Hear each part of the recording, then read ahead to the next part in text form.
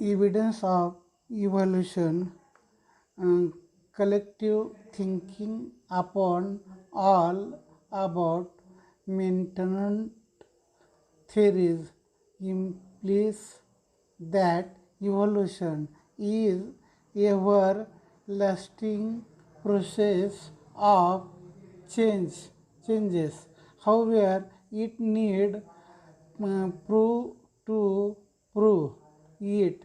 Following are various profiles available in support of theories mentioned about. 1. Morphological evidence. Various similarity like structure of mouth, of position, position of ears, structure, nostrils and ear, pineal and thickly distributed hair on body are seen animals.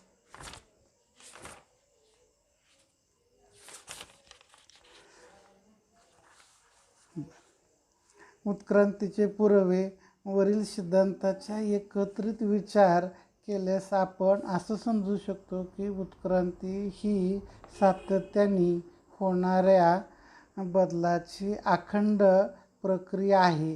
हे सिद्ध करण्यासाठी पुराव्याची गरज आहे.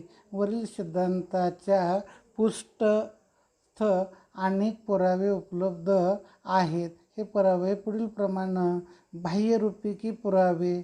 Morphological evidence. या पुढील चित्राचे निरीक्षण करून वनस्पतीच्या चित्रात प्राण्यांच्या चित्रात कोणते साम्य आढळतात याची नोंद करा.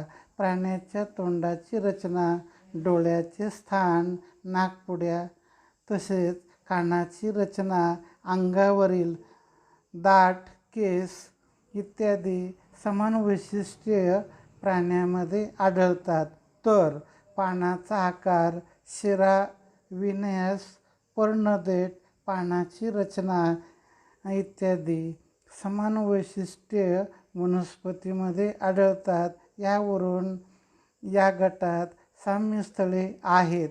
यामुळे त्यांचा उगम समान आहे व ते एकाच पूर्वजापासून उत्क्रांत झालेले असावेत असे होते.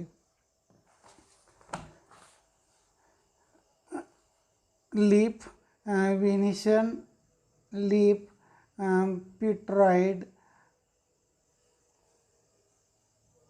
Various similarity in character like leaf shape, leaf venation, leaf partiles, etc.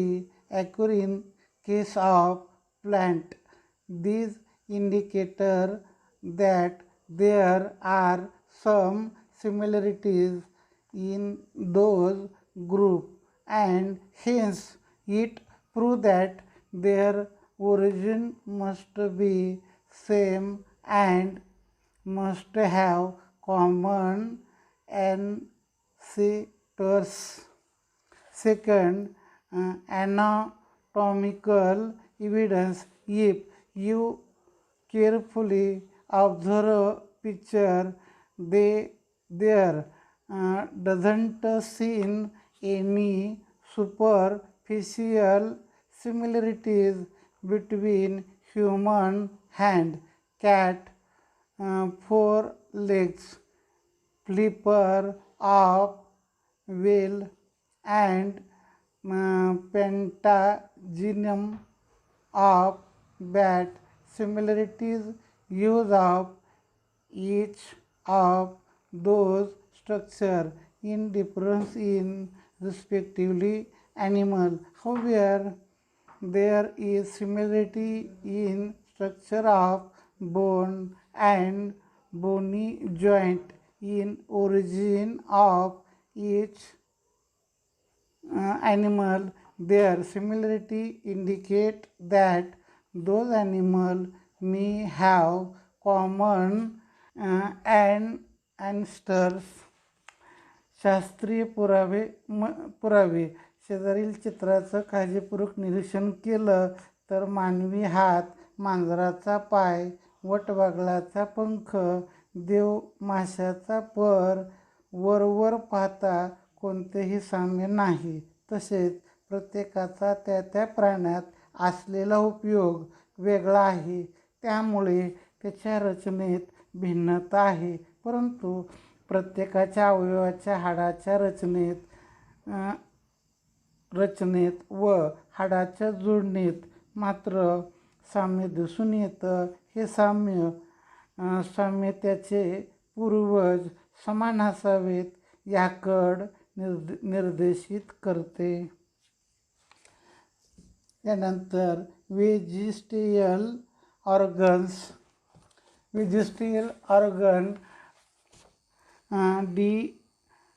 degraded or underdeveloped, useless organs of organisms are called as vestigial organ. In living organisms, sudden development of new tissues or organs for living in changing environmental is not possible. सजीवाचा ऱ्हास अवशेषांगे सजीवाचा ऱ्हास पावलेल्या किंवा अपूर्ण वाढ झालेल्या निरुपयोगी इंद्रियांनाच अथवा अंगांनाच अवशेषांग असं म्हणतात. बदलणाऱ्या किंवा भिन्न पर्यावरणात जगण्यासाठी सजीवात अचानक नवीन अंगे किंवा इंद्रिये उत्पन्न होऊ शकत नाहीत, तर अस्तित्वात असलेल्या इंद्रियाच्या क्रमाक्रमाने बदल घडून येतात. बहुतांशी त्यांच्या विशिष्ट परिस्थितीत शरीरातील एखादी रचना उपयुक्त असते, परंतु परिस्थितीत ती निरुपयोगी किंवा हानिकारक ठरते. अशा परिस्थितीत नैसर्गिक निवडीच्या प्रक्रियेने अशी इंद्रिय नाहीशी होण्याच्या मार्गाला लागतात. एखादं निरुपयोगी इंद्रिय नाहीसे होण्यासाठी हजारो वर्ष लागतात. Instead, existing organs undergo gradual changes. Mostly, a specific structure in the body is useful under certain situations. However, mostly specific structure in body is useful under certain situations. However, same structure under different situations may become underless or even harmful. Such structure beginning to degrade under such situation as per principle of natural selection. It take thousands of years for structure to disappear. Such organs are seen in different phases of disappearance in different animals. Such organs through non-functional in certain organisms. It may be functional in other organisms, not vestigial in organisms. Approximate which is useless to the human is useful and fully functional organs in ruminant. Similarity, muscular of ear, pinna, which are useless to the human are useful in monkeys for movement of ear pinna. Various vestigial organs like tail bone, wisdom teeth and body hair are present in body of human beginning. मानवाला या नाहीशा होत जाणाऱ्या इंद्रियाच्या वेगवेगळ्या अवस्था निरनिराळ्या प्राण्याच्या शरीरात दिसतात. एखाद्या सजीवातील असा अवयव त्यात सजीवात जरी काही कार्य करत नसला तरी दुसऱ्या सजीवात मात्र तो अवयव कार्यरत असतो. म्हणजेच सजीवाच्या हे अवशेषांग नसते. मानवाला निरुपयोगी असणारं यादृपुच्छ हे रवंथ करणाऱ्या प्राण्यासाठी उपयुक्त कार्यक्षम अवयव आहे. याचप्रमाणे मानवाला निरुपयोगी असणारे कानाचे स्नायू माकडामध्ये मात्र कान हलवण्यासाठी उपयुक्त आहेत. माकड हाड, अक्कलदाढा, अंगावरील केस, अवशेषांग मानवाच्या शरीरात दिसून येतात. Fourth, pathological evidence. A question may be arised in our mind that which organs exist a million. These organs exist a million of years ago. How can we tell this now? Created has been hidden in earth. Large number of organisms get burned due to disappear like flood, earthquake, volcano, remains and impression of such organism remains provided underground. These are called as fossil. Study of fossil in important aspect of study evolution. पुराजीव विषयक पुरावे. जीवाश्म म्हणजे कोट्यावधी वर्षापूर्वी कोणते जीव अस्तित्वात होते हे आता आपणाला कसे सांगता येईल. याचं रहस्य पृथ्वीच्या उदरात दडलेल्या पूर, भूकंप, ज्वालामुखी इत्यादी कारणामुळं आपत्तीमुळं मोठ्या प्रमाणात सजीव गाडले जातात. या सजीवाचे अवशेष व ठसे जमिनीच्या खाली सुरक्षित राहतात. यालाच जीवाश्म असं म्हणतात.